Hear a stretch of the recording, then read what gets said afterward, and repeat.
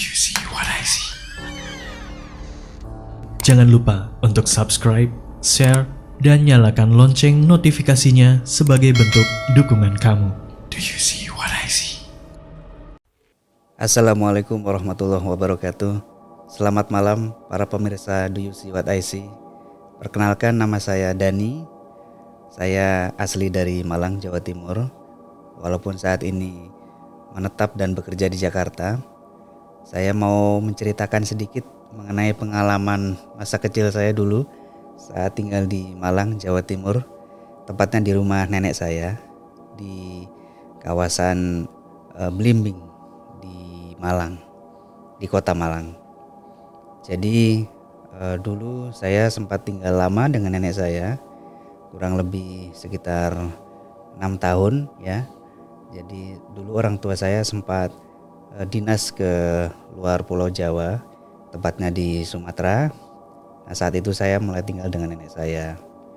Jadi rumah nenek saya ini sangat besar. Dulu nenek saya punya 6 orang anak, salah satunya ibu saya, dan setiap anak itu memiliki kamar sendiri. Jadi saat itu rumahnya kurang lebih memiliki jumlah kamar sejumlah anaknya itu, ditambah kamar utama. Jadi ada sekitar 8 kamar ya, sama kamar tamu. Kemudian sempat diekspansi menjadi kos-kosan. Di belakang itu ditambah kos-kosan sebanyak kurang lebih 10-15 kamar. Jadi sangat banyak sekali kamar di sana. Nah, ceritanya adalah ini sebagai pelajaran saja ya. Saya tidak bermaksud untuk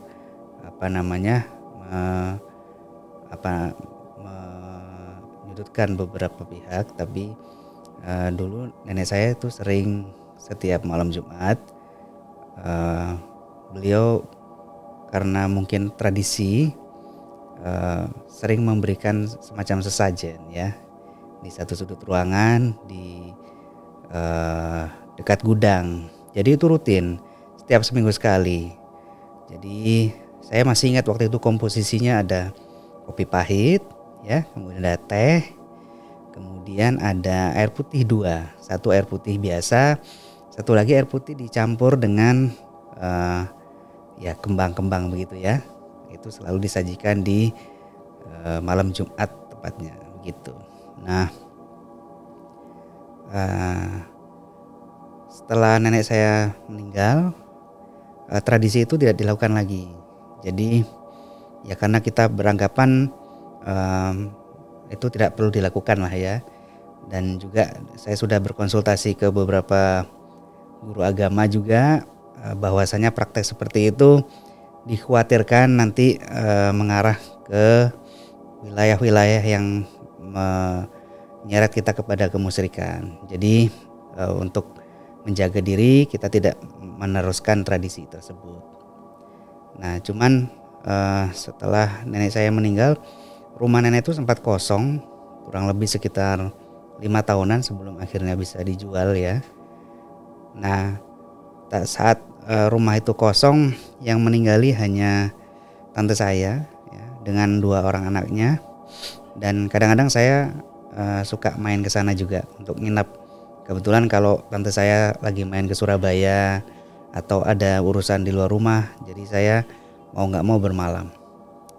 Nah, saya memang orang yang nggak terlalu sensitif sama hal-hal yang sifatnya gaib lah ya. Walaupun kadangkala untuk tempat-tempat tertentu, misalnya saya mengunjungi tempat yang kurang nyaman atau tidak terawat, biasanya suka merinding sendiri. Tapi saya jarang sekali yang namanya melihat penampakan atau kegiatan-kegiatan yang sifatnya supranatural. Nah, kebetulan suatu saat pada saat saya semester akhir, saya pernah menginap di rumah nenek saat tante saya keluar kota ke Surabaya.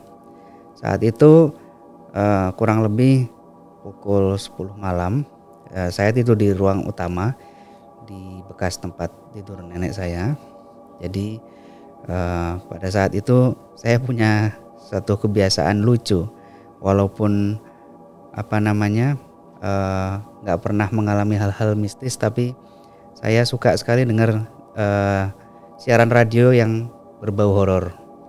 Kebetulan saat itu yang lagi populer di Malang, salah satu radio dia menyiarkan kegiatan-kegiatan atau cerita-cerita dari orang Malang dan sekitarnya mengenai pengalaman-pengalaman gaibnya. Nah, saat itu waktu kebetulan hari malam Jumat juga, saat itu saya lagi dengerin radio sambil mau tidur.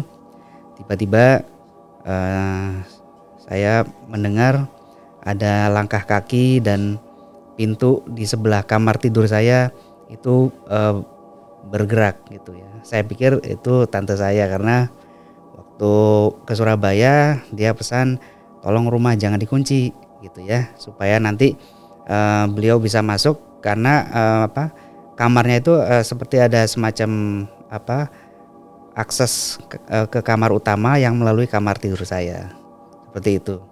Nah, saat itu saya pikir mungkin tante saya sudah pulang gitu ya. Ada pintu yang bergeser, kemudian ada suara-suara langkah kaki.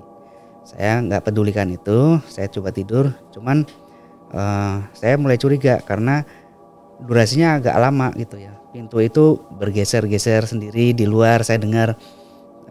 Tapi kok nggak langsung menuju ke kamar gitu ya. Dan sepertinya kok pintunya yang dibuka tidak langsung buka besar gitu ya, tidak langsung terbuka tapi sedikit-sedikit. Nah, saya mulai nggak enak dan saya tadinya berpikir apa saya kunci aja kamar. Cuman saya takutnya karena saya ngantuk, kalau pintu saya kunci nanti malah tante marah-marah gitu kan. Akhirnya ya sudahlah, saya bismillah aja. Saya coba tidur menenangkan diri. Nah, ternyata gangguannya nggak cukup sampai di situ.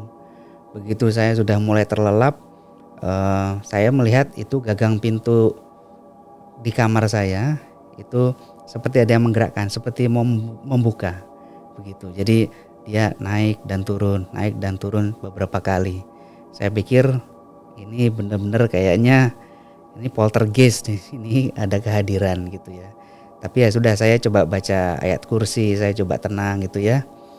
Dan sampai satu titik akhirnya pintu itu terbuka. Pintu itu terbuka dengan pelan-pelan gitu ya, seperti ada yang membuka gitu ya. Dan pada saat pintu itu terbuka, saya tidak melihat ada siapapun gitu ya. Tidak ada terlihat orang satupun gitu ya. Ya akhirnya di situ saya mulai panik dan saya mulai kalau orang bilang tuh hampir kehilangan kesadaran lah ya. Di saat itu saya sudah nggak bisa bergerak, nggak bisa apa-apa.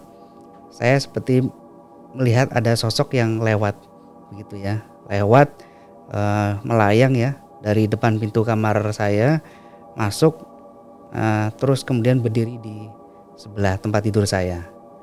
Itu yang saat itu saya rasakan. Tapi setelah itu mungkin karena saya nggak kuat, saya langsung black out sampai pagi begitu. Nah, dari situ saya berpikir memang kehadiran dari makhluk-makhluk kasat mata itu nyata dan mereka ada di sekitar kita. Cuman ya kita tetap harus menjaga diri kita dengan menjaga perilaku kita, menjaga amal ibadah kita, dan jangan sekali-kali mengusik mereka gitu. Jadi itu yang paling parah sih. Kalau sebelum kejadian itu, dulu waktu masih ada nenek saya juga, saya waktu tinggal di kamar saya sering mendengar di malam hari itu ada suara piring-piring dengan alat-alat makan yang bergerak-bergerak sendiri. Itu sudah sering. Kemudian seperti barang-barang di dapur berjatuhan itu sering. Cuman yang saya melihat langsung ada makhluk yang masuk kemudian sampai berdiri di sebelah itu belum pernah sampai dengan saat itu. Dan alhamdulillah sampai sekarang belum pernah mengalami lagi. Dan saya harap juga para pemirsa tidak pernah mengalami hal seperti itu juga. Demikian kisah dari saya. Mohon maaf kalau kurang seram ya karena hanya itu saja yang saya alami. Terima kasih, sehat-sehat semuanya. Assalamualaikum warahmatullahi wabarakatuh. Kirim cerita kamu ke alamat berikut. you see